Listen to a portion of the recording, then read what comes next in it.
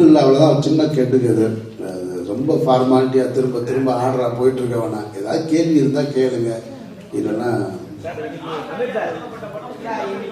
அதிமுகன்ற ஒரு இது வந்து தலைவர் இல்லைன்ற ஒரு கொஸ்டின்ல இருக்கு. ஆனா உங்க படத்துல வந்து எம்ஜிஆர் பிரதானமா காமிச்சிருக்கீங்க, அதிமுக உருவாக்குனவர் அந்த பேரை காமிச்சிருக்கீங்க. என்ன காரணம்? அதிமுக இங்க இல்லடா அப்படின்னு காட்டுறீங்களா?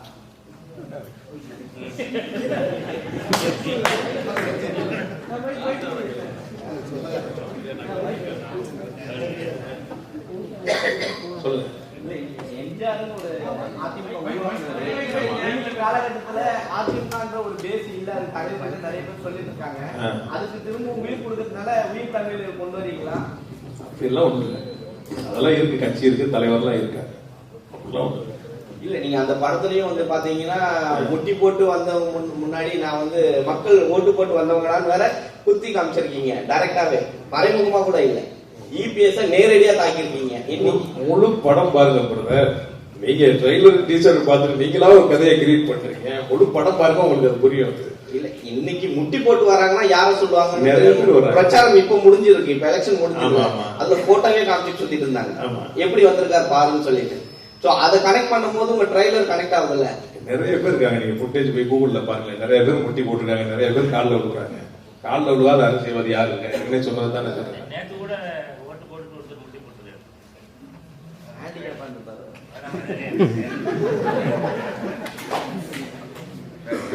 ஒரு அரசியல் படம் எடுக்கும் போது நாம வந்து நம்ம கண்ணில் என்னத்தை பாக்குறோமோ அது இருக்கணும். நம்பகத்தன்மை வேணும்னு ஒரு சினிமா வருது.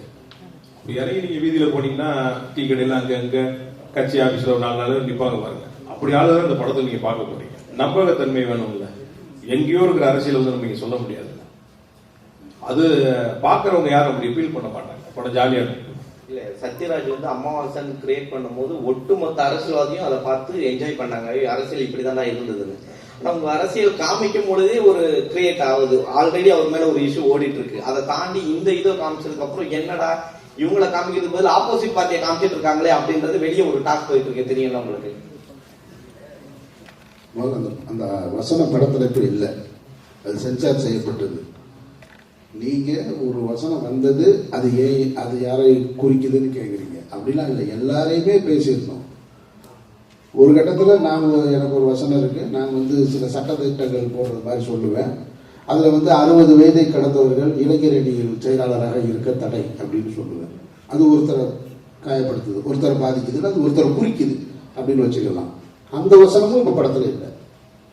அதாவது நம்ம ஒண்ணு நினைக்கிறோம், பொலிட்டிக்கல் சட்டையை எடுக்கணும்னு முடிவெடுத்துட்டீங்கன்னா யாரையாவது மனசுல வச்சுதான் பேச முடியும். ஒரு காட்சி இருக்கு, இப்போ சத்தியம் பண்றது, சமாஜில சத்தியம் பண்றது அப்படின்னு சொன்னா காட்சி கூட வேணாம், இந்த வார்த்தையை சொன்னாலே உங்களுக்கு தெரியும்.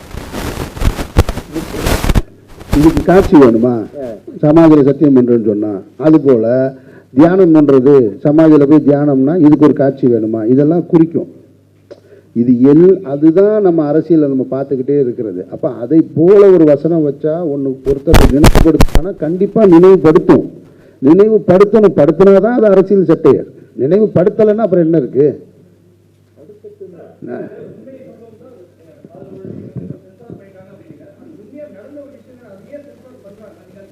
இதுதான் கேள்வி, இதுதான் கேள்வி நம்ம கேட்கிறோம். நீங்க இந்த படத்துல எம்ஜிஆர் அவர்கள் அப்படின்னா கருப்பு சேப்பு வெள்ளை அப்படின்னா எம்ஜிஆர் தான். அப்ப இந்த படத்துல நாங்க வந்து எம்ஜிஆர்னு எங்கெல்லாம் பெயர் வருதோ அதுல கருப்பு சேப்பு வெள்ளையை பயன்படுத்தி இருக்கோம். எம்ஜிஆர் வந்து இன்னைக்கு கட்சி தாண்டி போயிட்டார், உண்மைதானே? கட்சி தாண்டி எல்லாரும் ரசிக்கிற இடத்துல இருக்கிற ஒரு நபரா இருக்கிறாரு. அப்படி இருக்கும் பொழுது ஏன் நான் எம்ஜிஆரை நான் அந்த இடத்துக்கு சொல்றேன்னா அதுக்கு நான் விளக்கம் சொல்றேன். ஆனா சென்சார்ல என்ன பண்றாங்கன்னா அந்த கருப்பு சேப்பு வெள்ளையை எடுத்துருங்கன்றாங்க. இதை ஏன் எடுக்க சொல்றாங்கன்னு அவங்க கிட்ட நம்ம வாதம் பண்ணோம்னா, பொருள் செலவு பண்ணியிருக்கோம், படத்தை எடுத்திருக்கோம், நம்ம திரையிடங்கு கொண்டு வரக்கு போராடிக்கிட்டு இருக்கோம். என்ன போராடினாலும் சென்சார்ல என்ன முடிவு எடுக்கிறாங்களோ அவங்க தான் இறுதி முடிவு. இது இந்த பத்திரிகையாளர் சந்திப்பிலேயே மிகச் சரியான கேள்வியா நான் இதை பார்க்கிறேன். நான் ஏன்னா ஏன் பொலிட்டிக்கல் சட்டையர் படம் இங்க வர்றதில்லைன்னா சென்சார் தான். அதுதான் ப்ராப்ளம். நீங்க சொன்ன மலையாள படத்தை நானும் பார்த்திருக்கேன். அந்த மலையாள படத்தின் துவக்கத்திலேயே கண்ணனூர்ன்ற ஏரியாவில் ஒரு கர்ஃபியூல இருந்து தான் கதை தொடங்கும். கர்ஃபியூல இருந்து கதை தொடங்கும். கர்ஃபியூ என்ன நடக்கும்னா, ஒரு ஆர்எஸ்எஸ் பிரமுகர் கொல்லப்பட்டிருப்பார், கம்யூனிஸ்ட் ஆள் கொல்லப்பட்டிருப்பார். இப்படி ஒரு கதையை தொடங்கி எண்டு முடியும் போது மீண்டும் ஒரு கர்ஃபியூல முடியும். அப்படியான அரசியல் படங்களுக்கு அங்கே சென்சார் எளிதாக கிடைக்கப்படுகிறது. காங்கிரஸ்ன்ற வார்த்தை இப்போ இல்லை, 20 வருஷத்துக்கு முன்னாடியே உங்க காங்கிரஸ்னால நாங்கள் எவ்வளோ கஷ்டப்பட்டோம் தெரியுமா? ஆமாம், நீங்கள் கம்யூனிஸ்ட் இப்படி சொல்லி தான் நீங்கள் மட்டும் நல்லா இருக்கீங்க. இது போல வசனங்கள்லாம் 20 வருஷத்துக்கு முன்னாடியே நான் மலையாள படங்களை கேட்டிருக்கேன். நான் இப்போ வரைக்கும் அங்கே இருக்கக்கூடிய அரசியல், அங்கே அரசியலும் அப்படி தான் இருக்கு, அரசியலும் அப்படி தான் இருக்கு, பொது மேடைகள் அப்படி தான் கலந்துக்கிறாங்க. சென்சாரும் எளிதாக கொடுக்கப்படுது.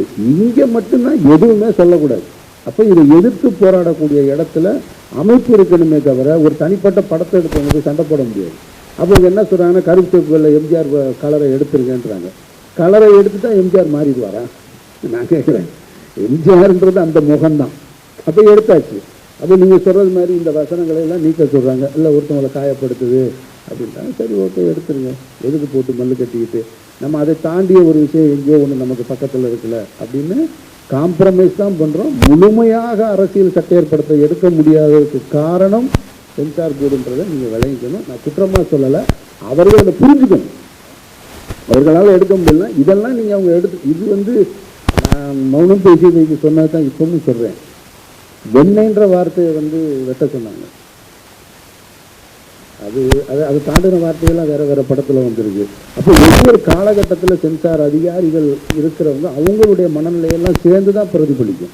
அவங்களுடைய தத்துவம், அவங்களுடைய சித்தாந்தம் சேர்ந்து தான் படத்தில் வரும். அதனால் அதுக்கு காரணம் நம்ம கிடையாது. நம்ம இன்னும் நிறைய பேச தயாராக இருக்கோம், இன்னும் வைக்கிறதுக்கு தயாராக தான் இருக்கும். பிரபாகரன் அவர்களுடைய சீருடையோடு இருந்த படம் சென்சார் செய்யப்பட்டிருக்கு. இந்த படத்தில் அதில் என்ன இருக்குது? பிரபாகரன் அவர்கள்னால அப்படி தான் தெரியும். அவர் அந்த சீருடையோடு இருக்கிறது தான். அதை மறைக்கணுன்றாங்க. சரி, மறைக்காது போங்க. அண்ணா சார், நீங்கள் சொன்னீங்க சென்சார் நிறைய விஷயம் பண்ணுறாங்க, எல்லாத்தையும் தடுக்க போகிறாங்கன்னு சொல்கிறீங்க. ஆனால் பின்னாடி பார்த்தீங்கன்னா ஃபுல்லாக காவியை தான் இருக்குது, அந்த கொடி ஃபுல்லாகவே. அதை ஏன் அவங்க சென்சார் பண்ணலை? நீங்கள் கிளி பாருங்கள், ஃபுல்லாக காவி தான் இருக்குது, ஒயிட்லாம் கிடையாது. அது இருக்கு சார், சொல்லி ஒரு நிமிஷம் இருங்க, நான் சொல்கிறேன். அது இங்கே ஃபைனல் அவுட்டில் வந்துருக்குது காவி. அப்போ இல்லை, இப்போ இல்ல அப்படி கேட்க வரல. என்னன்னா 3 கலர், அதுல ஒரு கலர் இல்ல சார். என்னன்னா காவி தான் பிரதானமா தெரியுது அதுல. சரி, அதை மட்டும் தூக்க விட மாட்டாங்க. ஏன்னா இப்போதைக்கு அவங்க தான் ஆளுங்க மெயின்ல இருக்காங்க. ஸோ அதனாலதான் உங்களுக்கு எல்லாத்துக்குமே ஈஸியா சரி காவி. ஏன்னா அவங்க திருவள்ளுவருக்கே காவி போட்டுங்க அவங்க, அதுக்காக தான் ஃப்ரீயா விட்டாங்களோ அந்த ஆங்கிள் நாங்கள் யோசிக்கிறோம். அது மூலம் காவி கிடையாது. கிரிக்கெட் அவர் சொல்ற மாதிரி கிரிக்கெட் ஜெர்சியவே மாத்திட்டாங்க. மேல ஆரஞ்சு கரெக்டா இருக்கு.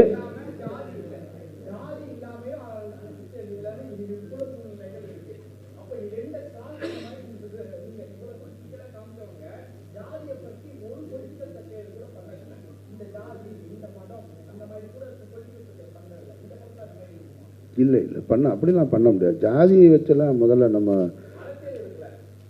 ஜாதியை வச்சு அரசியல் செஞ்சிருக்கிறத தான் நம்ம மாமன்னன் பார்த்தோம். அதை பொலிட்டிக்கல் செக்டர் கிண்டல் அடிக்க முடியாது இல்லையா?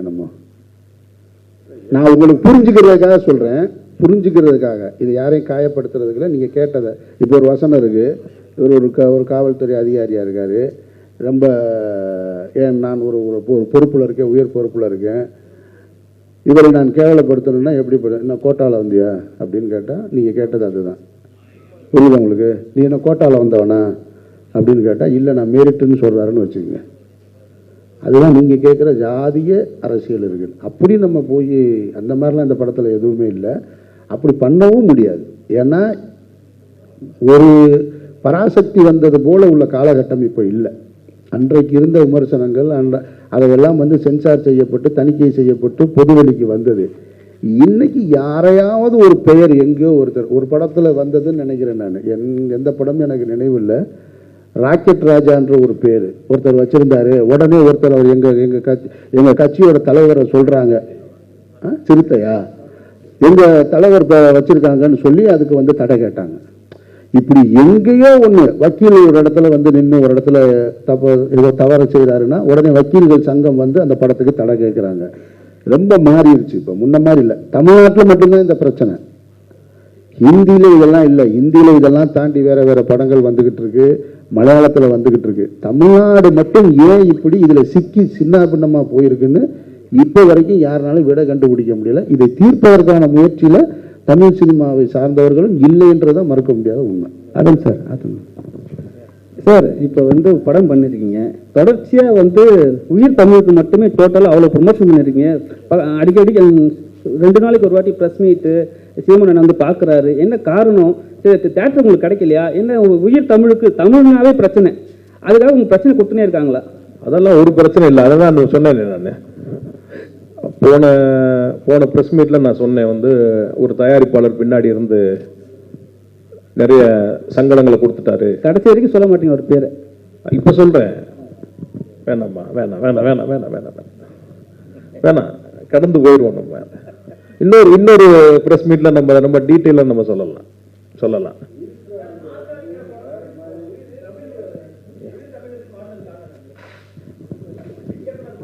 சிறந்த தலைப்பு இந்த படத்துக்கு. நீங்க படம் பார்த்து முடிஞ்சாலும் உங்களுக்கு தெரியும், இதுதான் சிறந்த தலைப்பா இருக்கும் இந்த படத்துக்கு. அது சில காரணங்கள் இருக்கு, தயாரிப்புல காரணங்கள் இருக்கு, நிறைய காரணங்கள். இது படம், அதை பத்தி நம்ம பேசுவோம். உயிர் தமிழுக்கு ரப்பர் ஸ்டாம்ப் போட்டிருக்கீங்க, அது எதை குறிக்குது? அமீர் இதுல ஒரு அரசியல்வாதியா வராரு, அவரை எதிர்த்து நிற்கக்கூடிய அரசியல்வாதியை சொல்லுதா, இல்ல யார் அந்த அரசியல்வாதி? தேர்தல் எலெக்ஷன் சம்பந்தப்பட்ட படங்கிறதுனால அந்த சீல் பிரதானமா அதுல வச்சிருக்கிறோம். இல்ல பெரும்பாலும் அரசியல் அவர் ஒரு ரப்பர் ஸ்டாம்ப் அப்படின்னு சொல்லுவாங்க, அது எதனா இதுல குறிக்கிறீங்க? அப்படிலாம் நம்ம ஹீரோ ரப்பர் ஸ்டாம்ப்லாம் கிடையாது, கலக்குவார் உள்ள. இல்ல அவரை சொல்லல சார், அந்த மாதிரி யாரையாவது குறிப்பிடுறீங்களா அதுல?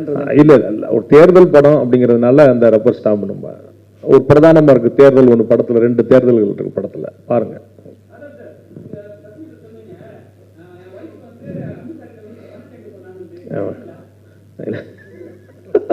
உங்க முன்னாடி தானே கேட்டேன்.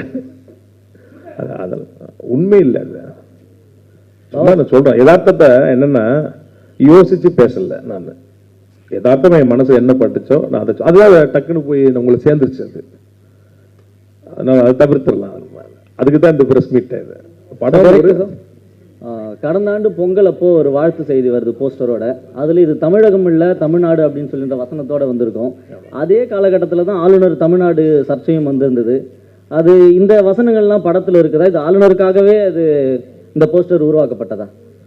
முதல்ல இந்த போஸ்டர் நீங்க ஒரு நாள் ஞாபகம் வச்சிருந்ததுக்கு நன்றி. ஏன்னா தமிழகம் தமிழ்நாடு 2 ஒண்ணுதான்.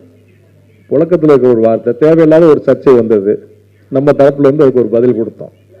இந்த ஆளுநர் சர்ச்சைக்காக அந்த போஸ்டர்ல இல்ல படத்துல அது ஆளுநர் மட்டும் இல்ல, பல பேர் இங்க புதுசா நிறைய சொல்றாங்க. இங்க அதுக்காக நம்ம அப்பப்போ பதிலடி கொடுக்கலாம், கடைசியில மொத்தமா சேர்ந்துரும் அது ஒரு நாள். இந்த படத்தை பொறுத்த வரைக்கும் இந்த ப்ரமோஷன்ல படக்குழுவினர் தான் இது வரைக்கும் பிரஸ் மீட் வச்சிருக்காங்க. நேற்று முதல் முறையா ஒரு அரசியல் கட்சியிலிருந்து சீமான் அவர்கள் வந்திருக்காங்க.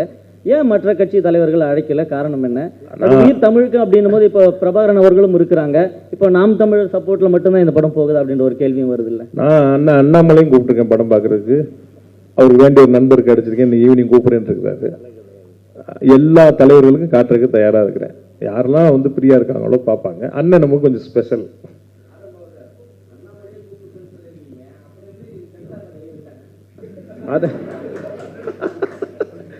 சென்சார் பார்த்தீங்கன்னா இப்போ சார் இந்த கேள்விக்கு பதில் சொன்னாங்க. இங்கே இன்னொருத்தர் கூட கேட்டார், ஒரு மத சம்பந்தமான. இதுக்கு முன்னாடி தான் ஆன்டி இண்டியன் ஒரு படம் நான் எடுத்திருக்கேன், நீங்கள் பார்த்தீங்க, எல்லாரும் பார்த்தீங்க. அந்த படம் திரையிறதுக்கே தகுதி இல்லாத படம்னு சொன்னாங்க. கட்டெல்லாம் கொடுக்கல, படமே ரெஃப்யூஸ்ன்றாங்க. வித்தவுட் கட்டு நான் வாங்கிட்டு வந்தேன், ஒரு கட்டு கிடையாது. அதனால சமரசம் பண்ணிக்கிறது இல்லை நம்ம. இந்த படத்தை பொறுத்தவரை அந்த மாதிரி கட்டுகள் கொடுக்கல. அந்த படம் என்னன்னா, அவங்க சொன்ன கட் பண்ணோம்னா படமே 1/2 மணி நேரம் தான் இருந்திருக்கும். ஆன்டி இண்டியன் 1/2 மணி நேரம் இந்தியன் ஆயிருக்கும். இந்த படத்துல அந்த மாதிரி கதையை பாதிக்கிற மாதிரியான கட்டுகள் இல்லை. சுவாரஸ்யமான சில விஷயங்கள் இருந்தது, நம்ம சரி பண்ணிடுறேன். எல்லாத்துக்கும் நான் கோர்ட்டுக்கு போக முடியாது இல்லை, இங்க இருந்து இன்னொரு 6 மாசம் ஆயிரும் போய் கோர்ட்டுக்கு போய் நம்ம போய் வாங்கிட்டு வர்றதுக்கு. அதனால சமரசம் பண்ணிக்கிட்டோம். அதான் சார் சொன்ன மாதிரி சென்சார் போர்டுங்கிறது ஆல் ஓவர் இந்தியாவுக்கு ஒண்ணுதான். ஆனா மாநிலத்துக்கு மாநிலம் அது வேற மாதிரி நடந்துக்குது. ஆமா,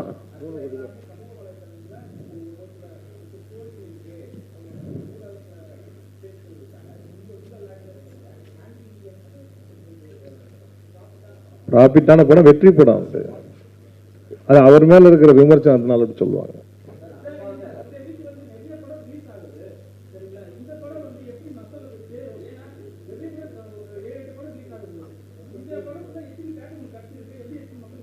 250 ஸ்க்ரீன் பிளான் பண்ணியிருக்கோம். இப்போ வரைக்கும் ஒரு 180 ஸ்க்ரீன் நமக்கு கன்ஃபார்ம் ஆகிருக்கு. இன்னும் போட்டுட்ருக்காங்க. நாளைக்கு தான் அது தெரியும். ஏன்னா ஒரு படம் இப்போ வந்து 2 படம் தான் வருது, 7 8லாம் இல்லை. சின்ன படங்கள் 2 படம் தான் மெயினாக. அதெல்லாம் இல்லை. அதெல்லாம் எல்லா படமும் வரணும். நான் அன்னைக்கு சொன்னேன், எல்லா படமும் வரணும், எல்லா படமும் ஓடணும். அப்போ தான் இண்டஸ்ட்ரி நல்லா இருக்கும்.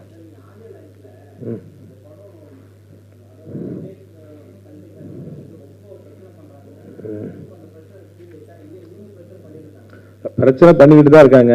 அதெல்லாம் தாண்டி தான் ரிலீஸ்.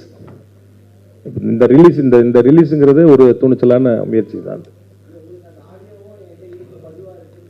ஆமாம், இல்லை அதைத்தான் இன்னொரு சந்தர்ப்பத்தில் சொல்லலாம். இது என்னன்னா நல்லா இருக்காது. அது நான் நினைக்கிறேன். பெரிய தயாரிப்பாளர், அவர் பெரிய பெரிய படங்கள் பண்ணிக்கிட்டு இருக்கிறாரு. தேவையில்லாத ஒரு சங்கம் நிறைய பேசியிருக்காரு. அதில் வெளியிடுற அளவுக்கு இல்லை, ரொம்ப அநாகரிகமாக நிறைய பேசியிருக்காரு. பெரிய சங்கடம் வந்துடும். எல்லா பத்திரிகையாளரும் கேள்வியை மொத்தமாக எழுதி உங்கள்கிட்ட கொடுத்துருவாங்களா? நீங்கள் 2 பேர் மட்டும் வச்சுக்கோங்க. சும்மா தான் சொல்கிறேன் நான்.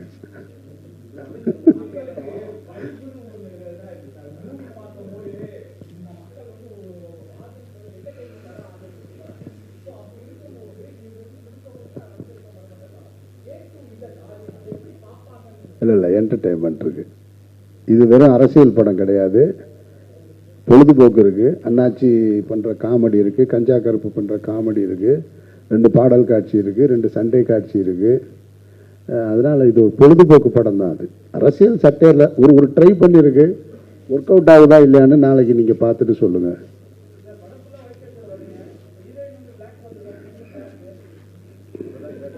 ரெண்டு பேரும் பேசி வச்சோம். நான் உள்ள வந்ததும் எதேச்சியா கேட்டேன், உங்களுக்கு தெரியுமா அந்த ட்ரெஸ் போட்டு வந்ததுன்னு ஹீரோயினை கேட்டேன். அப்ப கேட்டாங்க தெரியாது, இன்னைக்கு அமீரன் ஒன்றும் பிளாக் ட்ரெஸ் தான் போட்டுருக்காங்க, உங்களுக்கு தெரியுமா? இல்ல தெரியாதுன்னு. 2 பேரும் வர்றீங்க, கண்டிப்பா ஒருத்தங்க கேள்வியை கேட்பாங்கன்னா அதுதான் நீங்க.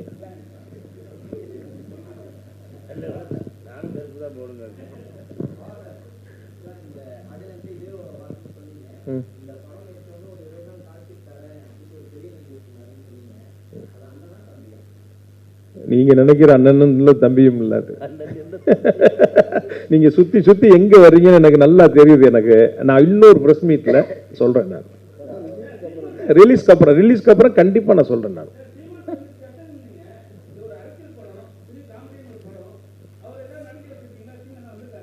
அண்ணனுடைய வசனங்கள் நிறைய படத்துல இருக்கு. அதான் சொன்ன, டே நான் பேசுறதுலாம் இருக்கடா அப்படின்ட்டாரு. அண்ணே உண்மையை தானே பேசுறீங்க, இருக்கிறது தானே பேசுறீங்க. அதுதான் அவரு என்ஜாய் பண்ண, பெருசா என்ஜாய் பண்ணாரு. இல்ல அண்ணன் ரொம்ப சார் சொன்ன மாதிரி அமைதிப்படையுடைய உருவாக்கத்தில் அண்ணன் இருந்திருக்காரு. அது எனக்கும் அவருக்குமான உறவு இங்கே நான் தெளிவுபடுத்த வேண்டியது இருக்கு. பல நேரங்களில் அரசியல் தளத்தில் அவர் ஒரு கருத்து, நான் ஒரு கருத்து, இல்லை அவருடைய கருத்துக்கு எதிர்கருத்து முதல்ல எங்கிட்ட இருந்து வரும். இது மரணிக்கிறது வரைக்கும் இப்படி தான் இருக்கும். அவர் ஒரு கருத்து, எனக்கு உடன்பாடு இல்லாத ஒரு கருத்தை வரும்போது எதிர்கருத்தை நான் வைப்பேன் நான். ஆனால் உறவாக எனக்கும் அவருக்கும் அண்ணன் தம்பி தான். அதுவும் மரணிக்கிற வரைக்கும் இப்படியே தான் இருக்கும். அதை பலமுறை சொல்லிட்டோம். அவரும் சொல்லிட்டாரு, நானும் சொல்லிட்டேன். ஆனால் கட்சி சார்ந்த தம்பிகளுக்கு அது இன்னும் போய் சேரலை. அவங்க என்ன நினைக்கிறாங்கன்னா, அந்த கட்சியில் இருந்து நான் ஏதோ உறுப்பினராக இருந்து பெரிய பொறுப்பில் இருந்து அந்த கட்சியினால் நான் புகழடைந்து அதுக்கப்புறம் வெளியில் வந்து எதிர்கருத்து சொல்வது போல் நினச்சிட்டு இருக்காங்க.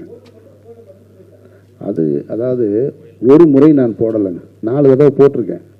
அது அவருக்கு தெரியும். ஒரு முறை போடலைன்னு நான் தானே சொல்கிறேன். அப்போ ஏன்னா என்னுடைய தேவையை சொல்கிறேன் நான். அரசியல் என்பது காலத்தின் தேவைதாங்க. நம்ம எவ்வளோ முறை சொன்னாலும் திரும்ப திரும்ப தான் சொல்ல முடியும். முகலாயர்கள் ஆட்சி செஞ்சுக்கிட்டு இருக்கும்போது இங்கே திராவிட அரசியல் தேவைப்பட்டதா சொல்லுங்க? தமிழ் தேசிய அரசியல் தேவைப்பட்டதா? வெள்ளையர்கள் ஆட்சி செஞ்சுக்கிட்டு இருக்கும்போது என்ன அரசியல் தேவைப்பட்டது? சுதந்திரம் தான் அரசியல் அன்னைக்கு. அப்போ சுதந்திர இந்தியாவுக்கு பின்னாடி தான் திராவிட அரசியல் தேவை இருக்கு. அப்போ திராவிடம் முழுமையாக தங்களுடைய பணியை சரியாக செய்யாமல் போனாதான் தமிழ் தேசிய அரசியல் அங்கே மேலோங்கி நிற்கும். அப்போ காலத்தின் தேவை தான் ஒரு அரசியலை முடிவு பண்ணுதே தவிர தப்பு ரைட்லாம் சொல்லவே முடியாது இதில். அப்போ நான் எதன் பக்கம் நிற்கிறேன்னா என்னை முதல்ல பாதுகாத்துக்கிறணும்.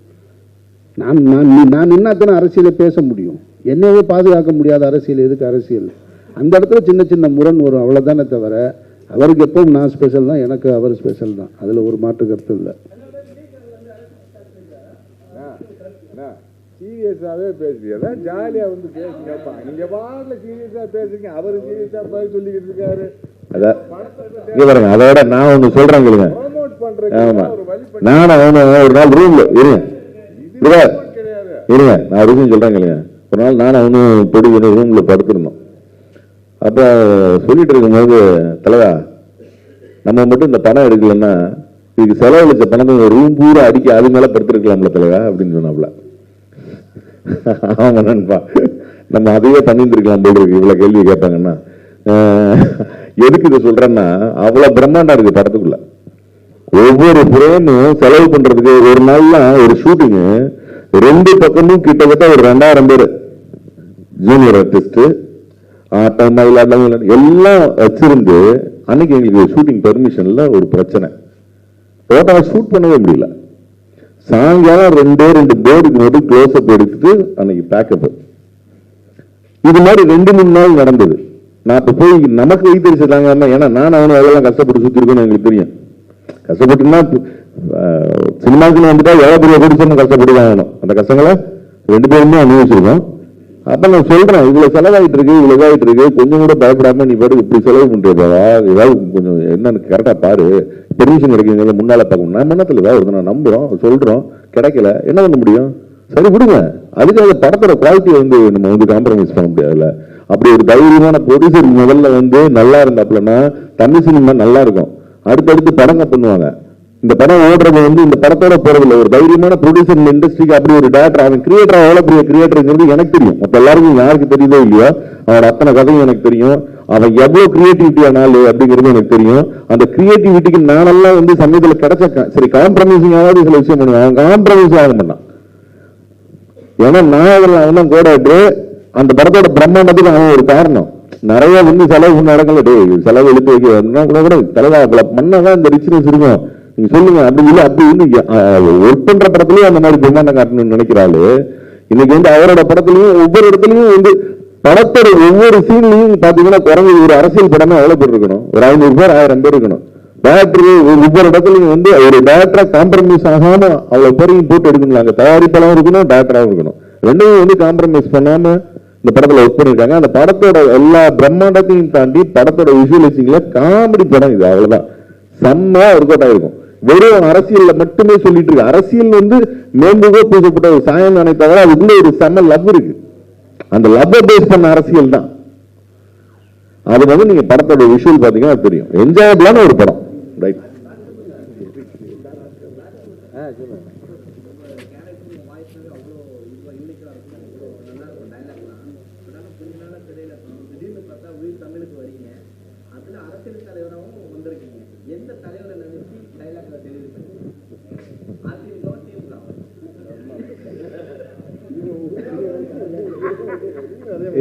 இது பாருங்க ஜாலியா வம்புல எழுப்பி விட்டு நான் வந்து ஏதாவது தெரியல பார்ப்பேன். நான் ஒரு இதுல அதான்ப்பா நாங்கெல்லாம் ஜாலியா யதார்த்தமான அரசியல்வாதி தான். எவனையும் ஃபாலோ பண்றது கிடையாது. இருந்துச்சு ஒரு காலத்துல இருந்துச்சு, அவர் பெருசு இவர் பெருசு, எவனுமே பெருசு கிடையாது, எவனும் யோகியம் கிடையாது. இப்ப சென்சாரை பத்தி அண்ணன் சொன்னாரு. சென்சார்ல இருக்க பூரா வேற கட்சிக்காரனே இருக்கான், கமிட்டியில இருக்க பூரா கட்சிக்காரனு. அவனுக்கு தேவையான அவனுக்கு இது பண்ணுவேன். நான் வந்து ஃபர்ஸ்ட் அரமனைக்குள்ளேயும் அந்த ராசாவின் மனசுல ஒரு படம் அப்ப வந்து ராஜீவன் பண்ணும்போது கிட்டத்தட்ட வந்து ஒரு 200-300 வக்காலி போட்டிருப்பாரு. வக்காலி வக்காலி வக்காலிமே சொல்லிடுவாரு. நான் ஏன் பேர் தமிழ்நாடு கேட்க முதல்ல ஃபர்ஸ்ட் பார்த்தா ஒரே ஒரு இடத்துல வக்காலி வச்சிருந்தேன். வெட்டுறாங்கிறா என்ன போன வாரம் தான் அந்த படத்துல வந்து 200 வக்காலி இருக்கு அப்படின்னு சொன்னேன். இல்ல அது அந்த படம் இது இந்த படம் அப்படின்னா அந்த மாதிரி சென்சார் வந்து நம்மளுக்கு ஸ்கிரிப்ட்ல அவன் வந்து கரெக்டா வந்து மேல வந்து ஒரு இது வெட்டுடான்னு சொன்னா மேல ஒட்டுக்கிற எல்லா படத்துக்கும் ஒரே மாதிரி இருக்கணும். கேட்டா கல்ச்சரு அது இது கேரளாவுக்கு ஒரு சென்சார் இங்க ஒரு சென்சார் அப்படி ஏதாவது ஒன்று ஒரு காரணத்தை சொல்லி நம்மளை ஏமாத்தி விட்டாங்க. ஸோ அது மாதிரி அரசியல் வந்து யாரை ஃபாலோ பண்றதுன்னு இல்லை, நம்ம மனசாட்சி நம்ம வந்து என்ன பண்ணுதோ. இப்ப இருக்க அரசியல வந்து நையாண்டி பண்றோம் அது பண்றோம்னா அது பண்ணிட்டே ஆகணும். எல்லாத்துக்கும் யோகியமே கிடையாதுல்ல, அது சொல்லித்தானே அவனை வந்து இவன் இப்படி பார்த்தா சத்யராஜ் சார் வந்து எஸ்டிஎஸ் வந்து பஸ்ல வந்து தொங்கிட்டு போவார். ஒரு காலத்தை தூங்கிட்டேன். அதை விஷுவல் பண்ணிருந்தேன் தாய்மங்கள் படத்துல. அவ்வளவு அப்ளாப்ஸ். ஏன்டா நீ பெரிய தலைவரா இருந்த ஆள் தான், நீ போய் வந்து பஸ்ல போய் பிடிச்சிட்டு தொங்கிட்டு போலாமா? அதை சொல்லும் போது நம்மளுக்கு அப்ப அதை ரசிச்சோம்ல. இப்போ வேற ஒருத்தர் அதுல போறாரு இதுல போறாரு அப்படின்னு சொன்னோம். நடக்கிறத நம்ம சொல்றோம், எடுக்கிறது அவனை எடுத்துட்டு போறான். நம்மளுக்கு என்ன சொல்ல வேண்டிய நம்ம கடமை. நீ வாங்கிக்கிறது வாங்காத உணவு வச்சுட்டான். அது மாதிரி தான் நான் இதுல என்ன யார் நினைச்சு பண்ணிருக்கேன்னா, நான் என்ன நினைச்சுதான் பண்ணிருக்கேன். இப்படி எல்லாம் இருந்தா நான் நல்லா இருந்து வேண்டாம். நானும் என் கேரக்டர் அது. நான் ஒருத்தனை ஃபாலோ பண்ண வேண்டிய அவசியமே கிடையாது. எல்லா பேருமே யோகியனே கிடையாது, எவ்வளவு யோகியம் கிடையாது. அதனால நான் யோகியனாக இருக்கலாம்னு சொல்லி பார்த்துட்டு நான் நினைச்சுக்கிறது. ஸோ எனக்கு நானே யோகியன். அதனால யாரையும் ஃபாலோ பண்ணல. இவரை ஃபாலோ பண்ணல. இவர் ஜெனரலா எம்ஜிஆர் கேட்டாரு, எம்ஜிஆரை நீங்க முன்னிலைப்படுத்தி ஏடிங்க அப்படின்னா அதெல்லாம் எம்ஜிஆருங்கிறது நம்மளுக்கு புது ஒரு நடிகனாக்க நம்ம பார்த்தோம். அவரை ரசிகனா வாழ்ந்துருக்கோம். அவரை வச்சு நிறைய பேர் பிறப்பு நடத்துறாங்க. அது வேற பிரச்சனை. ஒரு ரசிகனா ஒரு தொண்டனா வந்தாரு அப்படிங்கிறது அந்த அந்த தொண்டன்ல இவரை எப்படி படிப்படியா நம்ம வளர்த்தணும் அப்படிங்கிறது இந்த படத்தோட கேரக்டர்ஸ். அதுல பியூட்டிஃபுல்லா அவங்க பண்ணிருக்கிறது லவ் தான். யாரையும் காயப்படுத்தல, யாரையும் குத்தியும் பேசல. அங்க தெளிச்சுட்டு போயிருப்பாங்க. அது டயலாக் மொழி அது ரசனையா இருக்கும். இதுல சொல்ல போறது ஒரு அருமையான காதல் கதை சொல்லியிருக்காங்க, பொலிட்டிக்கல் பேஜ்ல. ஸோ அதனால நீங்கள் எல்லாம் இப்ப எல்லாம் அவங்களை எதுக்கு கூப்பிட்டு இருக்குது? நாங்க பணம் அந்த பணம் இதெல்லாம் போஸ்ட் வீசுலாம் பெரிய பேனர்லாம் கிடையாது. நீங்களே இதை ப்ரொமோட் பண்ணி வெளியே கொண்டு வரணும். எதுக்கு ஒரு தடவை 4 தடவை உங்களை கூப்பிட்டு உட்கார வச்சிருக்காரு யாராவது? தேவையாது. ஒரு தடவை இவங்க பார்த்தால 4 தடவை கூப்பிட்டு வந்து உங்களை மீட்டிங் போட்டு வச்சிருக்காருல. நீங்களே இதை கொண்டு வரணும். சின்ன படத்தை பெருசாக்கணும். இதை காயப்படுத்தாம நீங்க பெருசு பண்ணி நீங்க அழகா ஒரு ப்ரொமோட் பண்ணி ஒரு தடவை படம் பாருங்க. உங்களால் இயன்ற அளவுக்கு எவ்வளவு ப்ரொமோட் பண்ணும்போது இந்த படத்தை மேல வைக்கி வெற்றி அடை செஞ்சு அவர் ப்ரொடியூசராகவும் ஒரு டைரக்டராகவும் பெருசா வரது வாய்ப்பு இருக்கு. எங்களுக்கு ஒரு 4-5 படங்கள் வரும். இதை பார்த்துட்டு நாங்கெல்லாம் நல்லா தான் நடிச்சிருக்கோம்.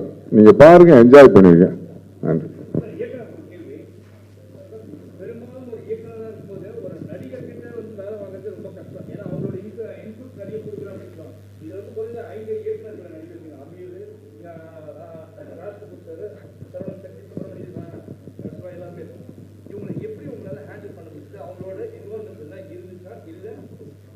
நமக்கு ஈகோ கிடையாது.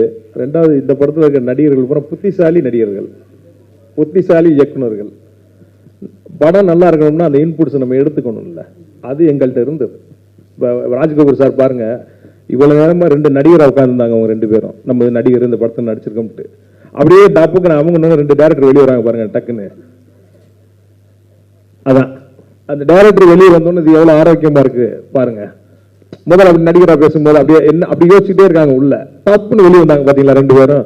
இதுல ராஜ் கபூர் சாரோட டயலாக்ல நிறைய கட்டு விழுந்திருக்கு. ஏன்னா சார் சொல்ற டயலாக் யோசிக்காம பேசிடுவாங்க. மற்ற நடிகர்லாம் ஏங்க அதை பேசினா அவர் கோச்சுக்கிறாருங்க இவர் கோச்சுக்கிறாருன்னு கேட்பாங்க. அது மாதிரி எதுவுமே கேட்கல. என்ன தலைவா டயலாக் அப்படியே அதை 2 சேர்த்துக்கலாமா பாரு. ஏன்னா அது படத்துல ஒர்க் அவுட் ஆயிருக்கு. நீங்க படம் பார்க்கும்போது தெரிஞ்சுக்குவீங்க. என்னன்னா இந்த பிரஸ் மீட்டே எதுக்குன்னா, ஒரு 15 நாளைக்கு முன்னாடி ப்ரமோஷன் ஸ்டார்ட் பண்ணியிருக்கணும். நான் பேசிக்கிட்டு இருந்தேன். அமீர் சார் இப்போதான் லேட்டரா 4ஆம் தேதி தான் வந்தாங்க. 3-4 நாள்ல நம்மளால நிறைய சேனல்ஸுக்கு இன்டர்வியூ கொடுக்க முடியல. அதனால மொத்தமா எல்லாரும் ஒரு இடத்துல அசம்பிள் பண்ணி குரூப்பா உட்காந்து பேசிடலாங்கிறதுக்காக தான் இந்த பிரஸ் மீட் நம்ம அரேஞ்ச் பண்ணோம். அதனாலதான் எடுத்தோன்ன கேள்வி பதில் நம்ம போனோம். நம்ம எல்லா சேனலுக்கும் தனித்தனியா கொடுக்கலன்னு ஒரு வருத்தம் வரக்கூடாது. 2வது சார் சொன்ன மாதிரி போய் சேரணும். ஒரு 6 நாள் மிக குறைவான ஒரு 5 நாள்ல படத்தை கொண்டு போய் ரீச் பண்ணணும். பணம் இல்லை என்கிட்ட செலவு பண்றதுக்கு. வேற ஏரியால செலவு பண்ண முடியல. உங்க மூலமா கொண்டு போய் படத்தை சேர்க்கணும். அதனாலதான் மறுபடியும் ஒரு பிரஸ் மீட். அமீர் சார் எதுக்கு நீ கூப்பிட்டாங்கன்னே தெரியல அப்படின்ட்டாங்க. பாருங்க, நைட்டு ஷூட்டிங் அதிகாலையில பேக்கப் பண்ணலாம், இன்டர்வியூ கொடுக்கறதுக்கு அதிகாலையில் பேக்கப் ஆகிட்டு இருக்காரு. இப்போ 3 நாளா நிறைய பேருக்கு கஷ்டம். அதில் 1:30 மணி 2 மணி 3 மணி ஆகுது இன்டர்வியூ கொடுக்கறதுக்கு. அதனாலதான் அந்த பிரஸ் மீட். அதுல நிறைவா மற்ற சேனல்காரங்க ஏதாவது கேள்வி கேட்கணும்னா கேட்கலாம். தனிப்பட்ட முறை நம்ம உட்காந்து இன்டர்வியூ கொடுக்கறதுனால 2-3 ரூம் இருக்கு, நம்ம இங்க கொடுக்கலாம். அதுக்காக தான் இந்த ஏற்பாடு. Wow, hi. அது ஒரு கேள்வி கேட்குறீங்க.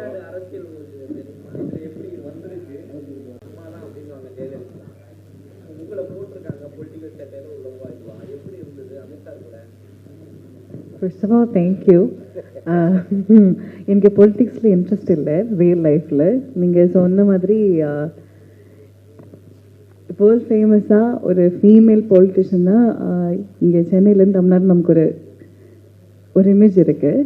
அது மாதிரி எனக்கு பண்ண முடியல, யாருக்கும் பண்ண முடியாதுன்னு நான் நினைக்கிறேன். இந்த மூவியில் பண்ணது டிரெக்டரும் ஸ்கிரிப்டோட விஷன் மாதிரி தான் பண்ணியிருக்கு. ஸோ அதில் வேறு யாருக்கு ஏதாவது தோணுச்சுன்னா அது எனக்கு அதை பற்றி எதுவும் சொல்ல முடியாது. எதுக்குன்னா அது மாதிரி எனக்கு பண்ண முடியாது. இல்லை இல்லை இல்லை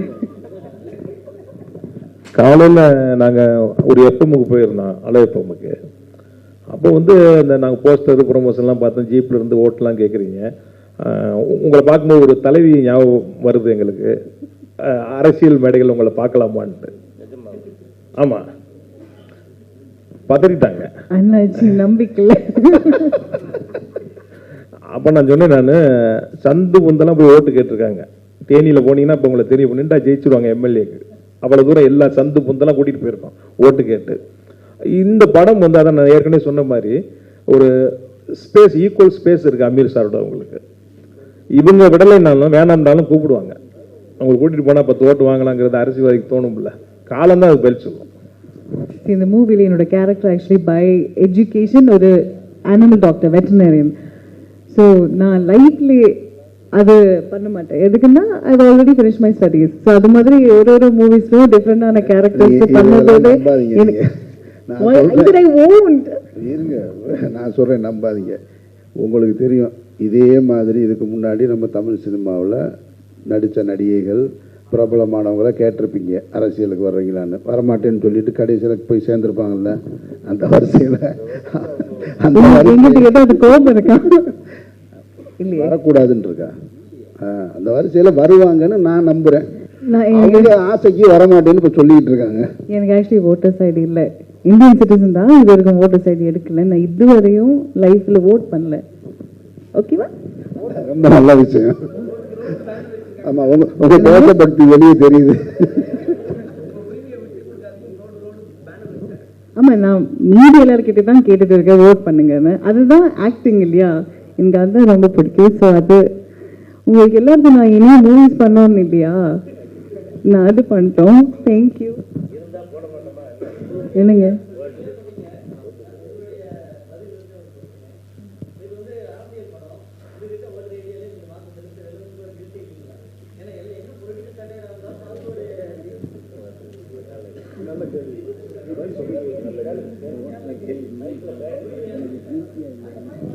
இல்லையே, எனக்கு வெட்டனரியனோட டிகிரியே இல்லை. அதனால நான் இந்த மூவில ஒரு பசுக்கு ட்ரீட்மெண்ட்டும் கொடுத்துருக்கேன்.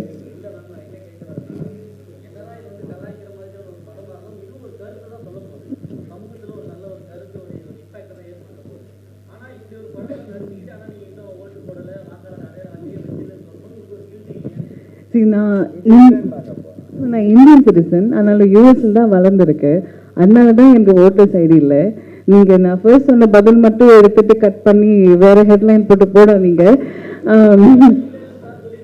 அப்ப ஏன் என்ன வச்சு போடாதீங்க? யூஸா இருந்தது. இனிமேதான் ஓட்டர்ஸ் ஐடி எடுக்கணும். அதுக்கப்புறம் அதனால எனக்கு அவ்வளோ அதை பத்தி தெரியல. So I have to learn.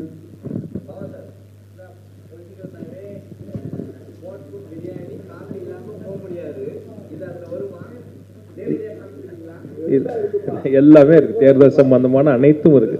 தேர்தல் அதான் அந்த நம்ம குரு ஒரு பாட்டு பாடினார் பாத்தீங்களா, அந்த பாடல் நீங்க கேட்டீங்கன்னா தெரியும். தேர்தலில் என்னென்ன தில்லு முள்ளு இருக்குதோ முடிஞ்ச அளவு காட்சிப்படுத்தி இருக்கோம்.